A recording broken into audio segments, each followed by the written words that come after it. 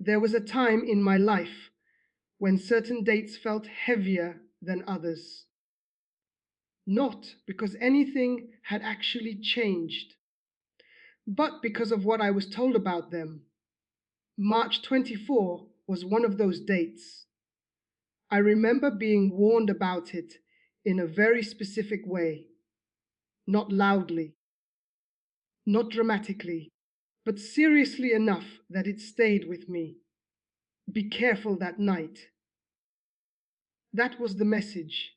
No full explanation, no clear reason. Just enough information to make my mind start working. And once your mind starts filling in the gaps, it doesn't stay neutral. It imagines, it prepares, it becomes alert. That's what happened to me. As that date approached, I could feel a subtle shift in how I thought. I became more aware of everything, my environment, my thoughts, even my body. Small things that I would normally ignore started to feel important. A random noise at night felt different. A passing thought felt heavier. Even silence felt like something was about to happen, but nothing had actually changed. The only thing that changed was my expectation. And expectation is powerful because when you believe a specific moment is significant, your mind treats it differently. You don't experience it like a normal day. You experience it like something is supposed to happen. And that creates tension. I remember lying in bed that night, not fully relaxed. Not because anything was happening, but because I felt like I needed to stay aware. As if something could happen if I wasn't paying attention. Looking back now, I see it clearly. The date itself had no power, but the belief attached to it did.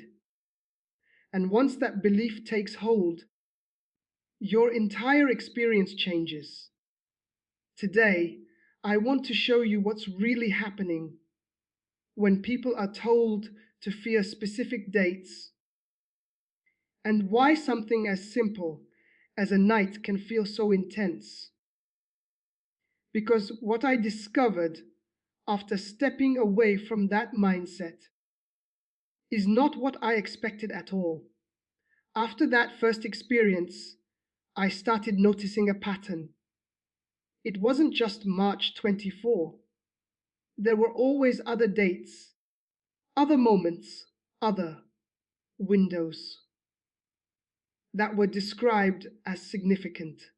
And every time one of those dates was mentioned, the reaction was always the same. Be alert, be careful, pay attention. At the time, it felt like awareness, but in reality, it was conditioning. Because once you are told that a specific day carries meaning, your mind doesn't treat it like any other day. It prepares differently. It becomes more sensitive. It starts watching for anything that could confirm what you've been told. And that's where everything begins to change. I remember how the hours leading up to that night felt. Nothing unusual was happening in my environment, but internally, there was a quiet tension building. It wasn't loud or obvious, just a constant awareness in the background. Like I needed to be ready. Ready for what? I didn't even know. But that's the point. The lack of clarity creates space for imagination, and imagination fills that space quickly. A normal sound becomes suspicious. A small discomfort becomes significant. Even your own thoughts start to feel like they might mean something more. That's how a normal date turns into a warning. Not because something external has changed, but because your interpretation has. And once your interpretation shifts, your entire experience follows. What I didn't realize back then is how powerful suggestion really is. You don't need evidence. You don't need proof. You just need a strong enough idea planted in your mind. Once that idea takes root, your brain does the rest. It starts connecting things. It starts looking for patterns. It starts confirming what it already expects to be true. And the more you focus on it, the more real it feels. That's the cycle. The date creates expectation. Expectation creates attention. Attention creates meaning. And meaning reinforces the belief. But the truth I had to face later was simple. The date was never the problem. The belief attached to it was. There's a reason these warnings were always connected to the night. I didn't understand it at first, but looking back now, it makes perfect sense. Nighttime changes how your mind works. Everything becomes quieter.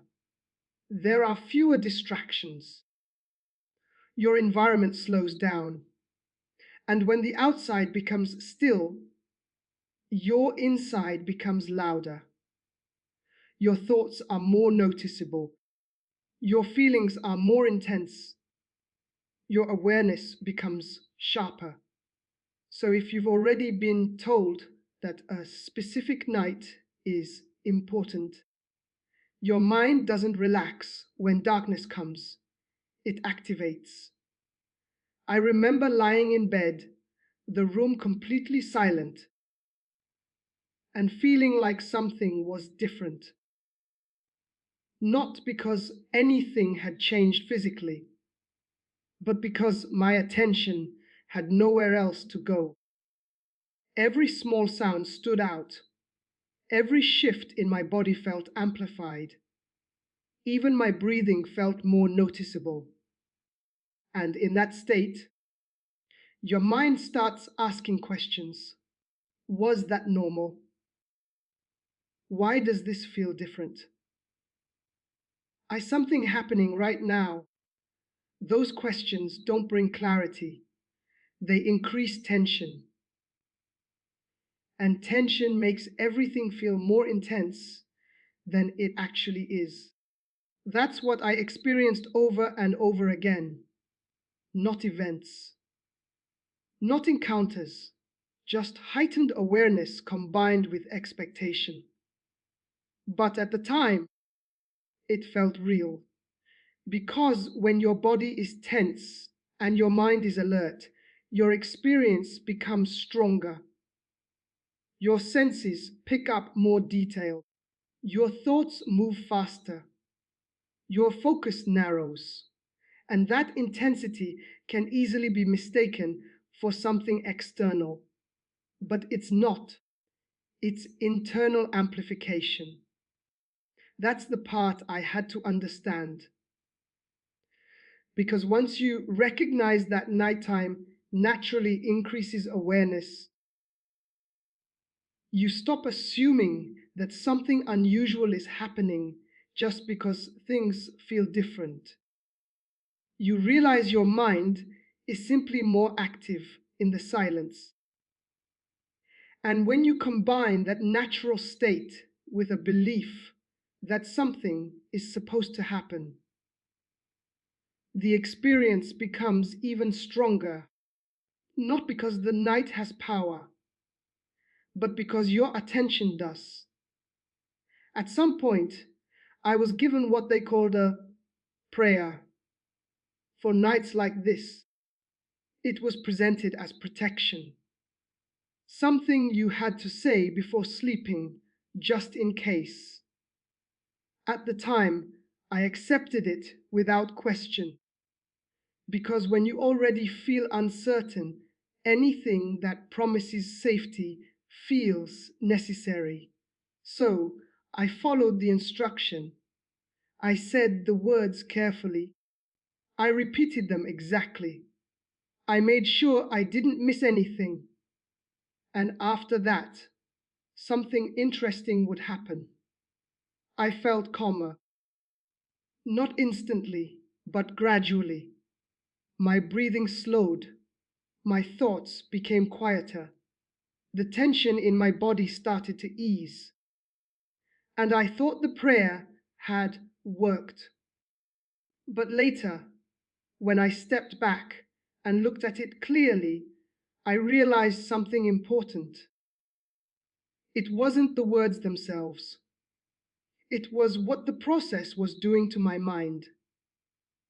Because when you stop, focus, and speak something with intention, your attention shifts. You move away from scattered thoughts and into a single point of focus. And that alone has an effect. Your mind slows down. Your body begins to relax. Your sense of control increases. That's what I was actually experiencing. Not a shield being activated, but my own state changing. The prayer worked because it interrupted the cycle of fear. It gave my mind something stable to hold on to. And when your mind has something stable, it stops searching for threats. That's the key. Before, I was lying there thinking about what might happen. My thoughts were open, moving in every direction, picking up every small detail and turning it into something bigger. But the moment I focused on one thing, everything else faded into the background. That's how attention works. And once I understood that, I stopped seeing it as something external. I saw it for what it really was, a way of calming the mind. Now, this is where everything changes, because you don't need a specific date. You don't need a specific set of words. What you actually need is the ability to bring your mind back to calm when it starts moving into fear. That's the real protection. Not something outside of you, but the ability to stabilize what's happening inside you. And once you understand that, the entire experience begins to lose its power. So when you hear something like, "Don't sleep on March 24 without this prayer," what should you actually do? Not from fear, not from pressure, but from understanding.